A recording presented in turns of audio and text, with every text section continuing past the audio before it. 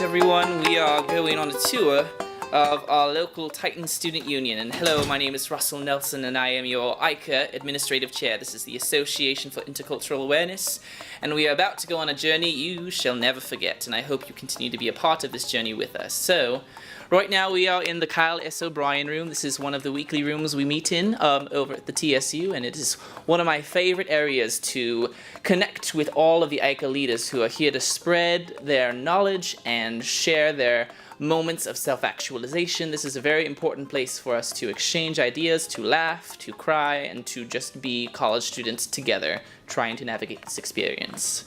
So now let's go outside and I will show you around a little vicinity. We do have several hallways in the Titan Student Union and they are lovely.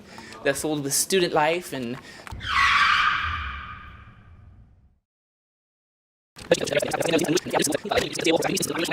Hello everyone, my name is Russell Nelson and I am a fourth-year anthropology major with a minor in queer studies.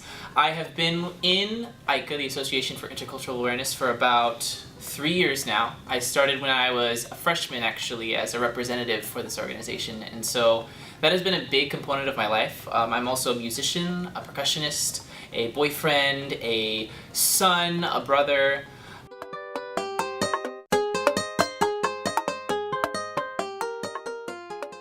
So for chair, I would have to say you really have to love this organization, and I would recommend to anybody who isn't acclimated with it to immediately start coming to our meetings, to getting to know the people behind this, because I think in a lot of ASI positions, especially higher up, if you aren't connected with the people you're serving, you're not going to do right by them. My second piece of advice would be to accept that you can't do everything and affirm that no matter how many AICA things are on your plate, you are a student first, and if you are the greatest chair in the world and you don't pass your classes, there's no way you can be beneficiary to any rep, to any organization, to any program here on campus, because you have to be able to put the gas mask on yourself before you can put it on somebody else. And so I think those two pieces of advice would be most valuable, but I'd also say that this position is really going to give you what you've been looking for in your involvements. It's going to give you a sense of purpose. It's going to give you a rationale around conflict resolution. It's going to give you more than just a resume bumper sticker and a scholarship. It's going to make you into who you could be. And I think I very strongly believe in that ideology that you can self-actualize in these leadership positions.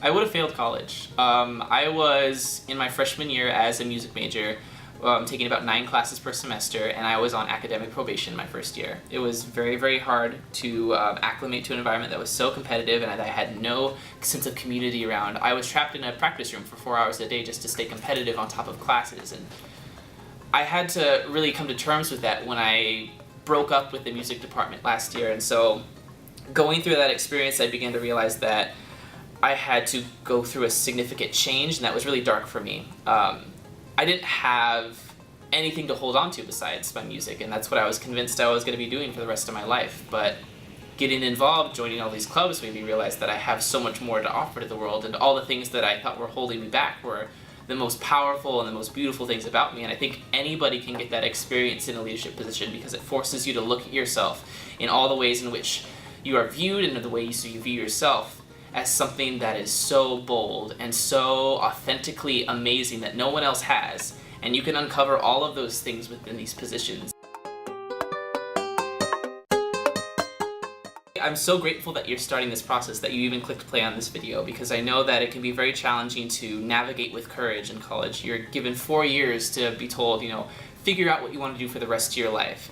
And that is one of the scariest questions I've ever been asked. And so I would just recommend to any of you who are still watching and are still interested in doing something to better yourself and do something creative and exciting and challenging outside of the classroom, this is absolutely one of the best things I've ever done. And if you can do something like this, you're going to create a relationship where you are growing in your academics and growing in your leadership, because you are investing in critical thinking at all times. And that is something that's so beautiful and so human. I commend you for that, and I'd really like to see you take that next step and fill out an application and come talk to one of us, because there's never a moment in my life where I looked back and said I shouldn't have stepped forward and said, I deserve this, or I can serve people, or I can help.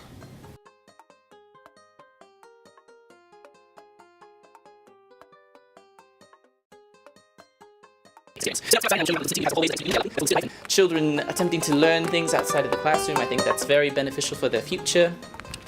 It's very important for students here to have a place of their own where they feel a sense of community and they feel tied to a campus that is often labeled as a commuter school. But I feel that this school is standing out in that regard because it is no longer holding on to that cultural identity. It is becoming something more exciting and at home to many people who all they did was just go to class and go home every day. That's something very unique. And at this time we're going to be approaching the AICA General Office. This is where you'll be able to meet my lovely team, and they're very excited to meet you. So thank you for being a part of this video series. I commend you for taking a step in your leadership, and I hope this moment marks a next chapter of your life that will truly change everything that you've ever known.